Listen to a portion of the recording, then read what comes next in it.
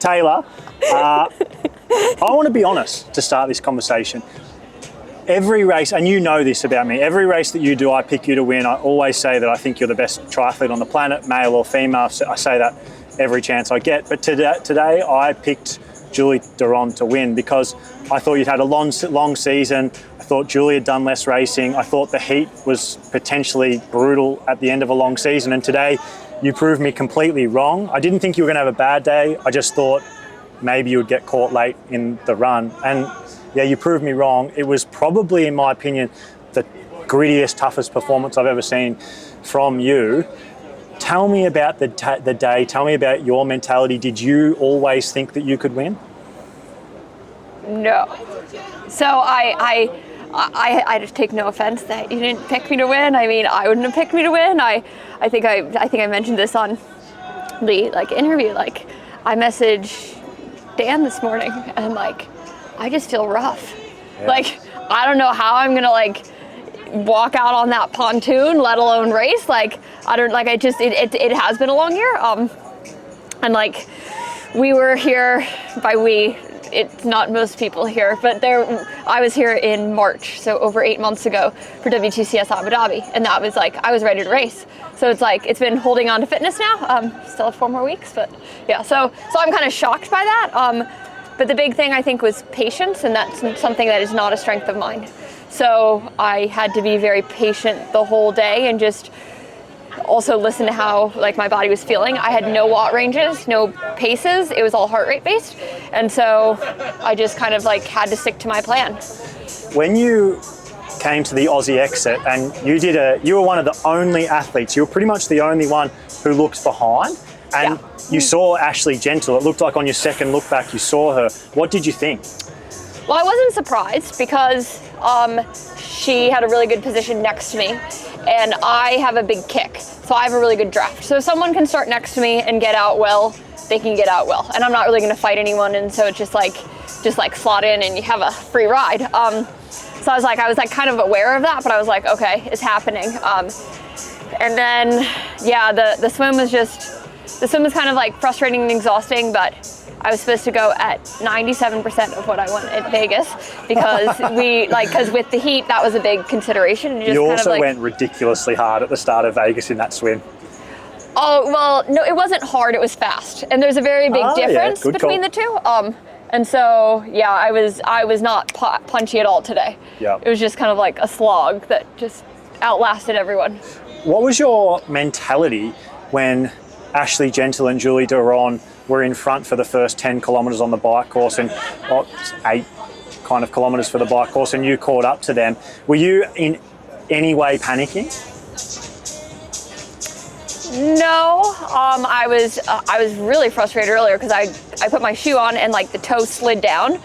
So that took a little while to get all settled. And then once I found my rhythm, but my heart rate was very high. It was above, I had my heart rate range and I was higher than the range. But I was you just have to get yourself back in the race because it doesn't really matter if you're not in the race, if you're overheating. So get yourself in the race and then settle down from there. But I get very wary because I don't have a ton of practice of it, I probably surge too much when I pass people. And so because I'm just very, you have 45 seconds and for me I do it in 12. I'm okay. Is it a power move or is it to avoid a penalty?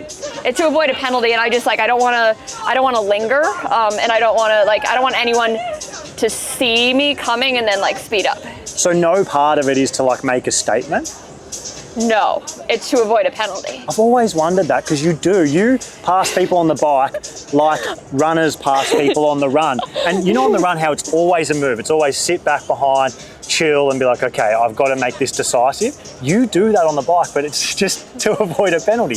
Well, yeah, once I before it even flashes red, I look at my clock and I see what time it is, and I know we have 45 seconds, and I know I normally get them done in about 12, which means that I could. Yeah. But so when Dan's looking at my power file, he'll be like, oh, we passed somebody, passed someone. Yeah, and I got my heart rate really high. But actually, I think went to pass Sarah on the one of the downhills, and we were flying. Yeah. And I'm like, ooh, that does not look like a very smart decision. But and so it was also sitting back and waiting a little bit to make sure it was in a good place to pass. And then throughout the bike, Did you have any idea? I know your dad was out on course giving you time splits, but did you know where you were? Because it kind of held at 50 seconds to a minute and 10 for a long time before you completely blew it out over the last 20, 25K. Yeah, so I was getting the splits, and with 2 laps to go, my dad informed me that Lawrence said to speed up. I was like, that's not happening. Lawrence did not say to speed up. He misread a text that is like, if she feels good, she'll speed up. But at that point, it was like my power was just declining the whole ride. But I also knew that the headwind was coming from that way. So like the really long straightaway coming back from the U-turn, I was like, just like, it was 3:14 on my Garmin, which means nothing because I think I started my Garmin around noon. It was like, I was like, okay, you need to commit right now and you need to get like 10 to 20 seconds. Like, just do it. And like, those moments in the race where it's like this is like, stop messing around and get to work. And then it was really motivating, even though my power was dropping off substantially, to see how much time I got in the last lap. Yeah. But I know that that's how it works, especially in WTCS racing, like, because people can just like, I don't know what it is, the last lap, you can gain a ton of time if you just work it well. So you come into T2, you've just carried all that positive momentum from the last 20, 25K. You started the day. There's not a lot of positive momentum. I'm kind of like debating, oh, should I just sit down? Should I get, I'm like, no, as long as you're leading the race, you're not allowed to stop and be done. That pretty much answers my question. So you started the day thinking, I can't win this. I feel sick. I'm having issues. It wasn't that I was feeling sick. I'm just like, I felt very like tired since I've gotten here. And like if anyone who's talked to me has been like, I feel like when everyone talks to me, I'm like spaced out. Like, I don't know. And I don't know if it's jet lag, but it's also, I'm just like, at this point in the season, I know like my body's not responding the same way. And so it just is what it is. Could any part of it be the like heat and humidity here when you've been training, just being out in this all day? Well, I've been training inside. I've been avoiding it. I was going to say, I haven't seen you outside once, I don't reckon, training. Actually. No, I ran on the treadmill and I rode on the trainer and I swam in the pool. So, yeah. Yeah. Okay, interesting. But when you got out onto the run, how were you feeling when you were assessing where you were, where Ash and Julie were? Because you came up the hill on the first lap while they were going down it. What was going through your head in those moments? Well, so I was really cheering for Julie because I'm like, I really hope that if Julie has a really, really, really good day and Julie can win, then it makes my life a lot easier. But then, and on the first lap, she was winning, she was leading. So I'm like, yay, good. But then on the second lap, I saw Ashley hauling. But the time, Ashley was putting so much more time into me than Julie. And I was like, okay, you just need to get second to win. But then there was like a lap where like, I kind of held the time to Ashley. Yeah. But also it was very motivating that the time from Julie was not dropping that much. And with like 5K to go, I think I still had 2 minutes. And I was like, okay, that's 24 seconds a K. Yeah. But just don't mess it up. But with 6.4K to go, I think it was, Ash had got it down to 50 seconds and she started 2 minutes and 50 behind you. So if she just kept running how she was and you kept running how you were, she would have caught you. It would have been like under 10 seconds, you know, like it would have been super close. And then, hey, I might have a kick. Well, that's what happened. Well, Jan actually said, I think it was Jan said in commentary that you actually have a kick for the finish. He said, you know, he saw you in short course, that you are surprisingly fast over that finish, and it would have been awesome. 2K. There's a difference, like in the relay. At the Olympics, yeah. I didn't want to say which race. That's a very different when you're like 20 minutes into a race and you shift gears versus like. Either way, you're still racing short course. Ash isn't, and look, it's a hypothetical that never happened because you held strong while Ash suffered and ultimately faltered. So. When did you finally realise, oh, I've not only won the World Championship, I've won my 4th race this year and it's the grand final? When I crossed the finish line. But yeah, I was just like kind of shocked because I was like, you're probably gonna get 3rd today. Like seeing how close Ashley and Julie were. So it is what it is. But I also like was really focused on my process the whole day. But that doesn't mean anything. Yeah. Taylor, you're super analytical, you're really self-critical. As self-critical an athlete as you'll find, I think it's part of what makes you the best in the world. Where does this race today rank for you in career wins? What do you mean?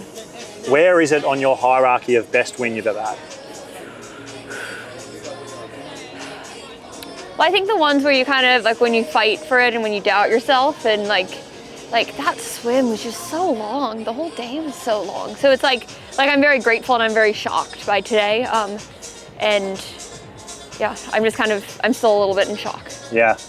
Taylor, I'm sorry for picking against you. It's the first time I've ever picked against you in my entire time of making predictions for triathlons. You've made my predictions right a lot of the time. Even though I get the podium wrong, I always get the win right because you just win everything. I didn't pick you today. I don't win everything.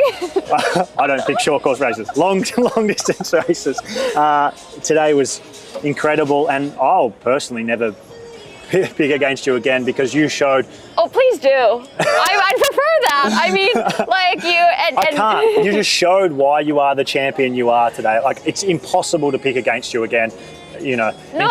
We could be having a very different conversation in a year from now. I mean, everyone's coming. I think someone was saying that like Flora ran a 103. Crazy, I think. yeah. Like, she's coming. You Faster just know than Ash that. and Julie. Yeah. Yeah, and it's just like there's so many women, and if women move from short course, and also every single woman here, like having this, like it's just, I think it's going to take women's professional triathlon to a whole new level. So, like, I'm grateful to be a part of it, but I also know that everyone's coming. Last question from me.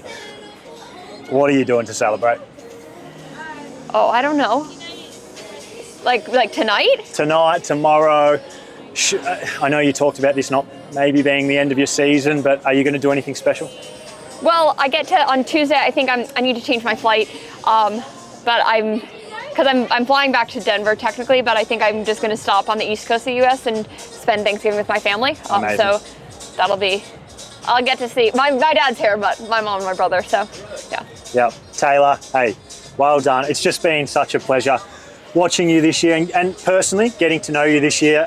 One of my favourite people on the tour. You're always so bubbly and positive and uniquely Taylor, and every time we chat it's just fun. So thanks for the year, and thanks for putting on a show. Well, thank you, and thank you for traveling to every single race. Yeah. Like, it's not easy. No, I can't imagine racing off the back of it. Every time I watch these races, I'm like, I don't get how they do it with all the travel. Like, it's truly impressive. Well, it's easy. I think it's easier to travel and then race because like you kind of just like, you have to take care of yourself on the flight, and you have to like be good going into it. Like when I travel for non-races, which doesn't really happen often, I'm always more wrecked. Yeah, so, oh, that's interesting. Okay, well, yeah, thanks, Taylor.